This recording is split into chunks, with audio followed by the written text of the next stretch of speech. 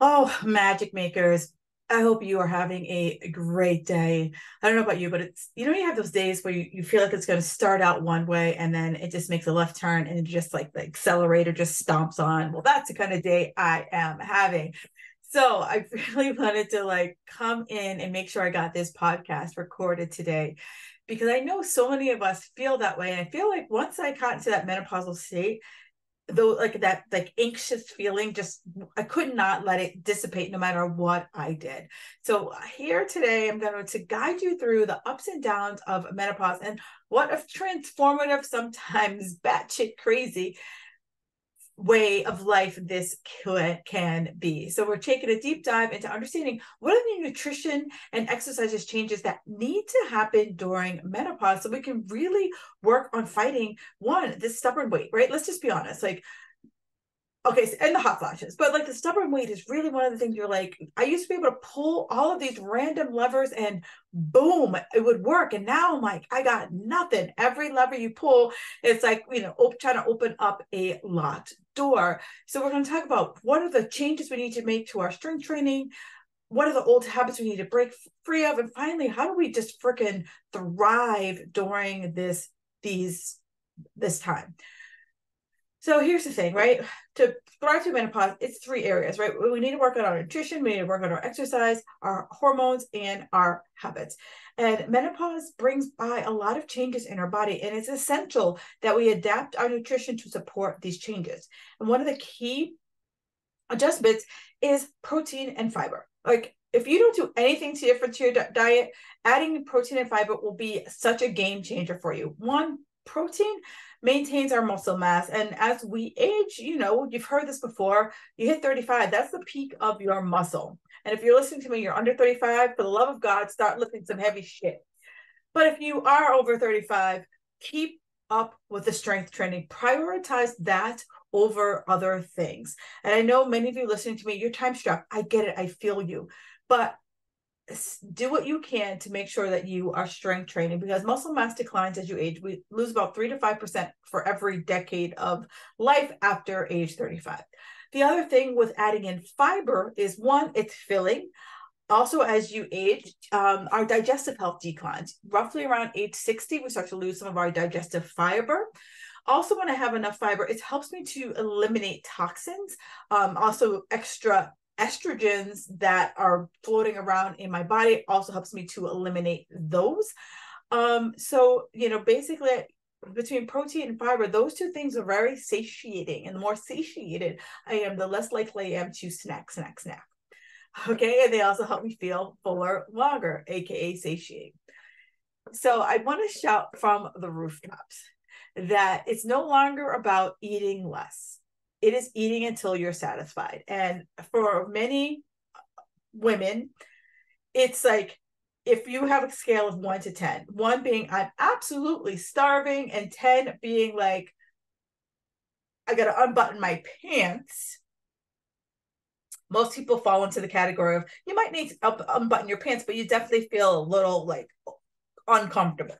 So here's where we have to start to learn how to eat, find a way to eat between that 5 and that 7, like somewhere in that middle zone. Okay. And that's really helpful because, calories do matter, but it's like, what are the calories made of? What matters even more at this time of life. And so for years, for many of us have been told, you want to lose some weight, pull out the carbs and take out the daily wine and bada boom, bada bing, you lose the weight. I want to go on vacation. I just got to give myself, a good 4 to 6 weeks and boom, boom, boom, I can pull it all back together.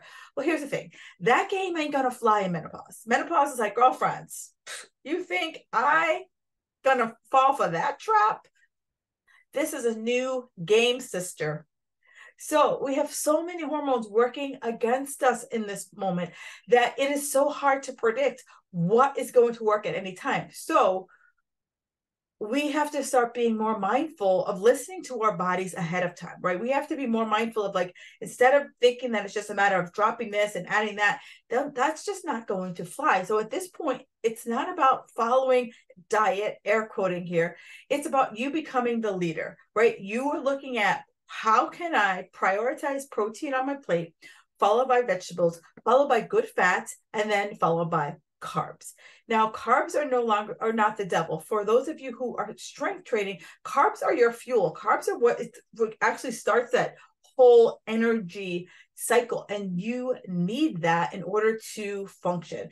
Trust me, when I was competing and I was really low on my carbs as I was getting closer and closer to a show, I was stupid. I couldn't think. You would ask me my name and I would pause for like a hot second and be like, oh, they asked me my name, right? You need that to get your brain to function. And this balanced approach is what is going to help stabilize your energy and control your cravings. Because how many of you have pressed hard on cardio, your cravings, boop, went right up through the roof?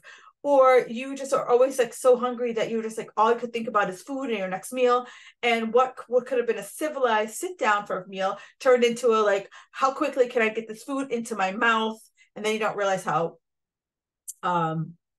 stuffed you become.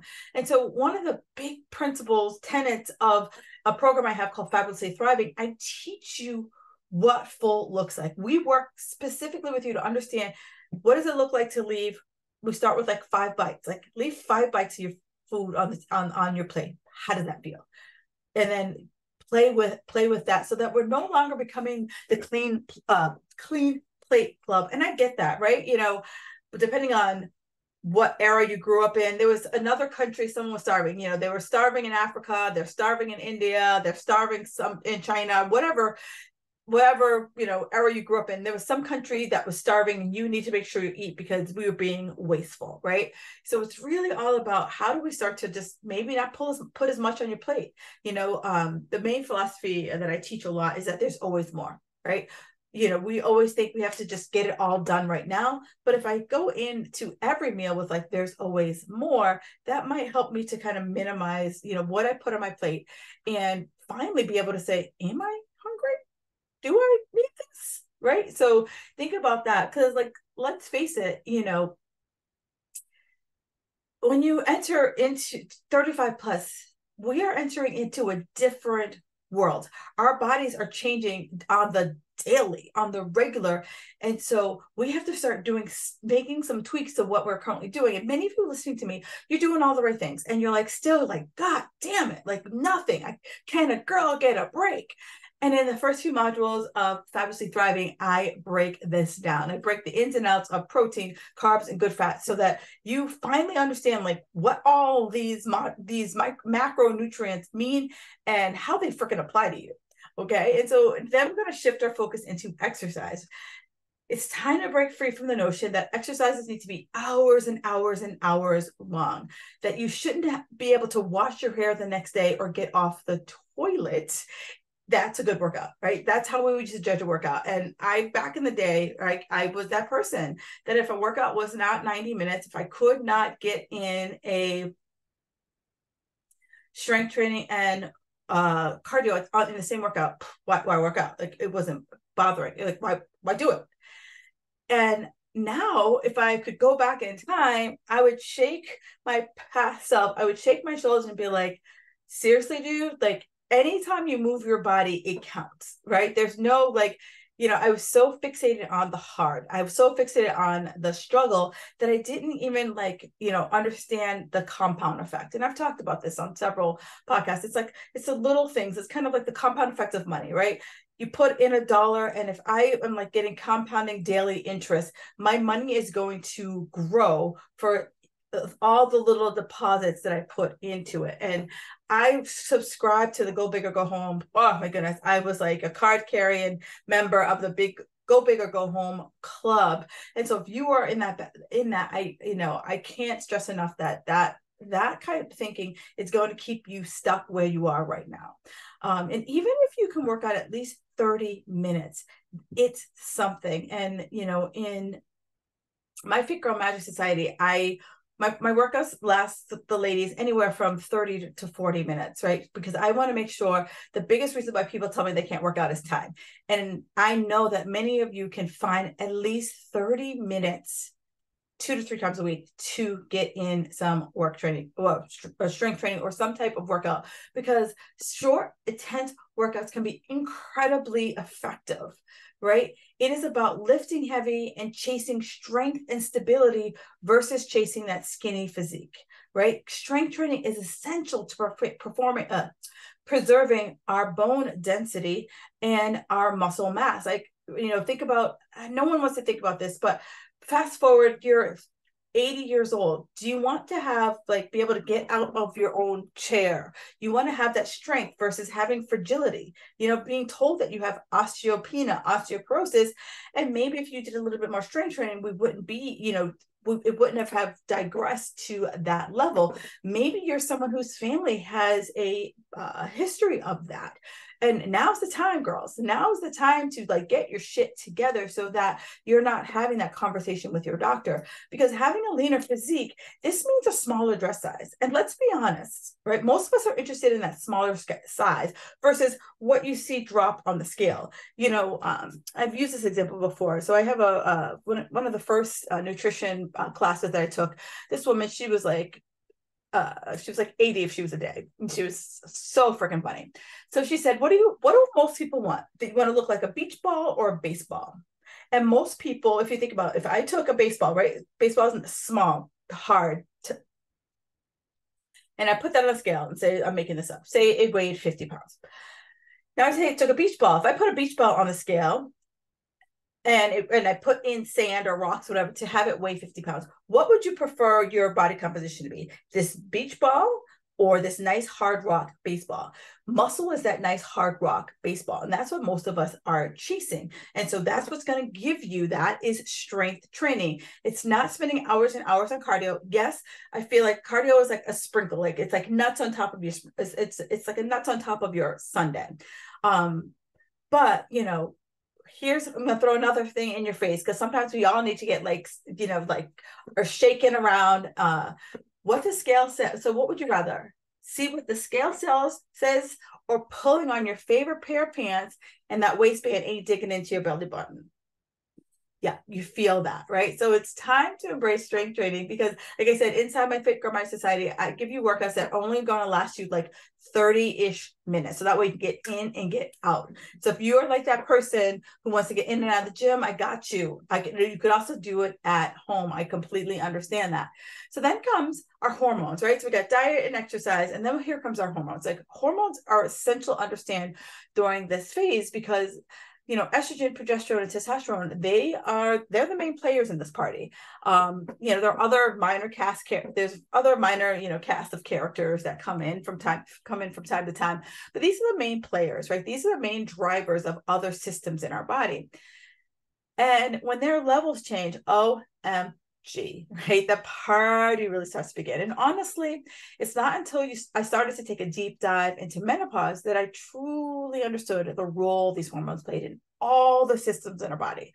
This is why we have so many crazy symptoms. This is why, we can't, not everyone's menopause is going to look the same, right? We can't, everything looks different for someone. For me, it was mainly hot flashes and weight gain and itchy eyes and dry skin, where someone else, they might just sail through it and nothing. Others might just have stubborn weight gain. It just all depends on, you. And so the list is so long of what could possibly be your menopause thing. So as I break it apart, let's start with estrogen. Estrogen helps with bone, mood, vaginal health, weight management, brain health. Progesterone is responsible for helping us feel good, buffers the cortisol, the stress hormone, helps us manage our anxiety. And it helps, its main primary job is to make sure that when it gets the signal from estrogen that, hey, I'm going to tell the ovaries to release the egg. And when the egg comes out, we want to make sure that the uterus is ready and has a nice nest for the egg to land in, but, our bodies think as a woman, our main job is to reproduce. And so progesterone starts to feel estrogen wane. And it's like, hey, I don't need to prepare the womb anymore, because we're not getting a lot of estrogen. So when progesterone starts to slow down, we become very less tolerant, if you will, to stress, right? Cortisol can run rampant because it doesn't have good old progesterone being like, hey, playing the bouncer for progesterone. And let's not forget testosterone, right? It also helps us to influence our body fat distribution. So for many of us, we were able to keep our nice womanly shape. And so we go from that pear shape to like the nice tight waist to having that like apple shape. And this shift can be this also shift can also affect our bones and keep us from feeling sexy, right? Feeling sexy on the inside. And so here's where we really have to start working on breaking free from our old rules and diets. They are no longer serving us, right? So it's critical during this phase that we say goodbye to cheat days and start searching, instead of searching for the perfect diet. This time it's all about saying to ourselves, how do I start to find some balance in my life? Because I've said this in a previous podcast, right? If you're at age 40 right now, okay, the average woman is going to live until they're like mid 80s. Do you want to spend the next 40 something years chasing the good food, bad food list? Or would you rather say, you know what? I want to be able to go out socially. I want to be able to like cook a meal and not just be like, oh my God, how is this going to affect my waistline? Right? Do you want to go into life like that? So it's time for us to start to say, how can I simplify this? Right. And if I go back to what we said earlier, how do I put some protein on my plate? How do I put some vegetables on my plate, right? How do I start to make sure I'm getting in the strength training? How do I start to make sure that I am starting to like not be all stressed out so that I can get a good night's sleep? Can I start to try to get a good night's sleep? So many times when I start to talk to women about, self-care, stress management, they're like, oh my God, can I work? Like my boss is just a complete ass. He doesn't understand. And then my kids, and then it's like this whole spiral. But here's the one takeaway that I can do this. I have several podcasts on stress. One, like I mentioned earlier, progesterone is not around to really help give us that like warm hug and help like us chill ourselves out. So it's really easy for us to spiral a lot quicker. Second, start to look about what can I control, right? Like write it down. Your boss an asshole. You can't control that, right? There's nothing could do to control if your boss an asshole, your kids are assholes, you have assholes in your life. There's nothing you can do to control that. So you're just like, okay, I can't control that, but what can I control? Right. So when I start to really focus in on what can I control, I start to like strip away, right? And then I start to be like, okay, what can I do? How can I delegate? How can I better the situation versus feeling like I'm caught in a no-win situation? Because that sucks, right? The no-win situation, that absolutely sucks. So as we're starting to, break away from our old food rules, our old diet, our old nutrition, and our old exercise patterns, starting to really start to kind of say, like, how could I start to really embrace my self-care? And self-care, I'm not talking massages and pedicures and manicures. It's like, how do I say no? How do I create boundaries so that I can start to minimize and mitigate some of my stress? How do I stop vilifying certain foods or certain activities and starting so that I can finally start to, maybe if I'm a stress eater, an emotional eater, I can start to rein in those eating binges. I can learn to trust myself around food. I don't know how many times people will say to me, like, oh, I can't be in the same room with chips. I'll just eat the whole bag. Or, oh my God, ice cream. That was me. I was an ice cream person. I could not buy ice cream in my house without, I would say, oh, I'm going to have 2 teaspoons. And next thing you know, I got a full belly, and depending on the size of the ice cream that I bought, either it was all gone if I bought a pint, or if I bought like a half gallon, I was just like trying my best to like reach the bottom. So I understand that, right? I'm not that person who ever will say to you like, try harder. Like, no, trying harder never works. I'm sorry, trying harder never works. The big challenge here is going in and having a plan, right? And that's one of the things I work with you on. It's like we work individually, we work side by side, because it's not one flavor fits all. I wish it were. It would make my life easier, it would make your life easier. But here's where we kind of start to say, we work through, are you feeling hungry? How do we start to, add more space in between your meals so that you are starting to get that hunger signal again versus feeling like I must eat 5 meals a day and they must look like this, right? So how do we start to create your meals that look like you? Because trust me, I know that unless that brings you joy, and I want to still joy, no one here wants to be like calculating macros and all of that for the rest of their natural born life, right? So we want to really start to say to ourselves, I'm no longer going to follow these food rules like this low carb, low fat, no fat, salt, all of these. I have to start to say to myself, like, how is this truly working for my body? Right? Am I seeing any changes? Because I see so many people like still on that 6-day-a-week grind at the gym. And I ask, is that working for you? If it's working for you and you are starting to see changes in your body, great.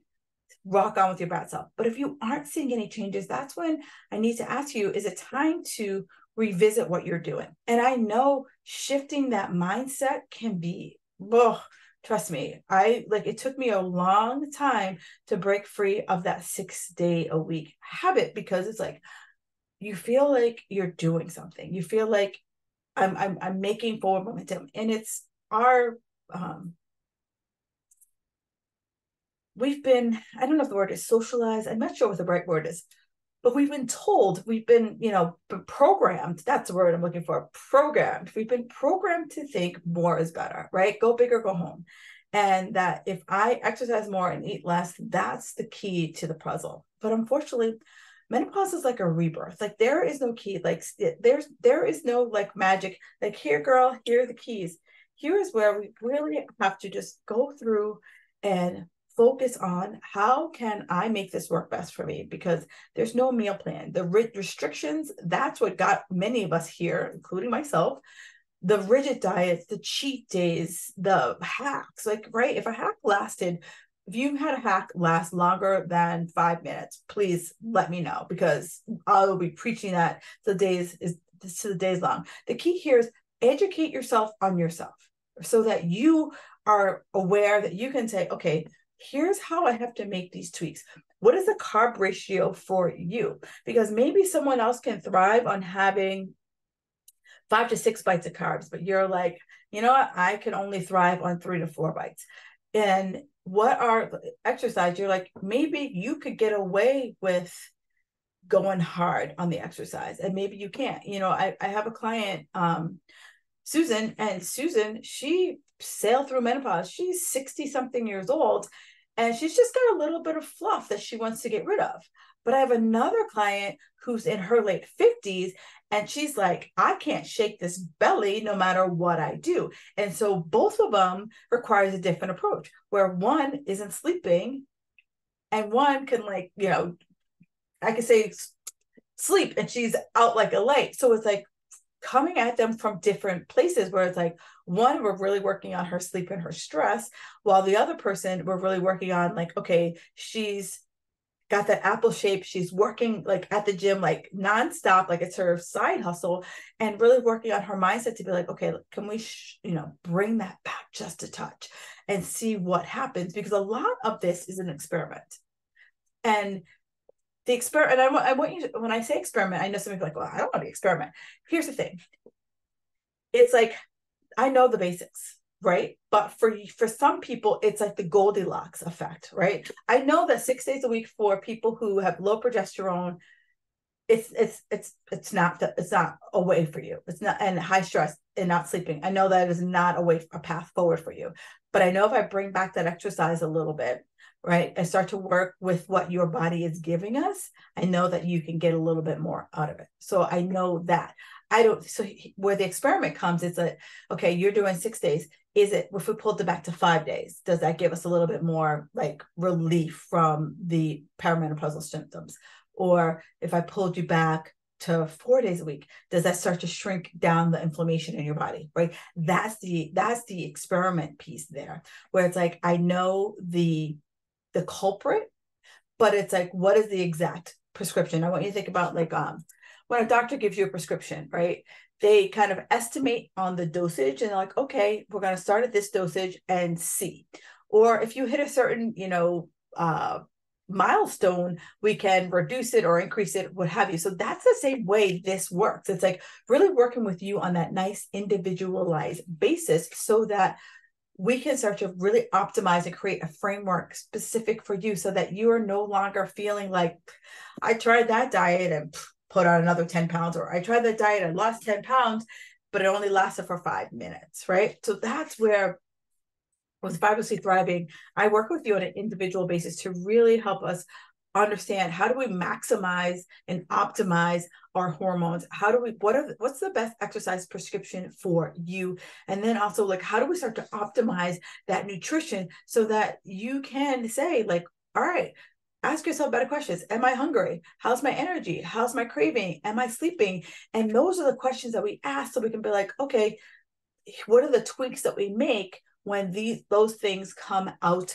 of balance? So ladies, I'd love for you to raise your hand and let me know how this is landing with you. Did this make sense for what I've had to say? And if you want to take a deeper dive, embrace the nutritional changes, prioritize strength training, break free from all the old habits and understand how to optimize your health, I invite you to take a deeper dive and invite you to join me in my Fabulously Thriving program. So just hit me up. The link will be in the show notes. And if you have enjoyed this episode, please do me a favor, subscribe, leave me a review. And if you have any questions or topics that you would like me to cover, do me a favor, reach out. All my contact information is in the show notes. Ladies, we can thrive through menopause. All right, enjoy the rest of your day. And thank you so much for joining me today.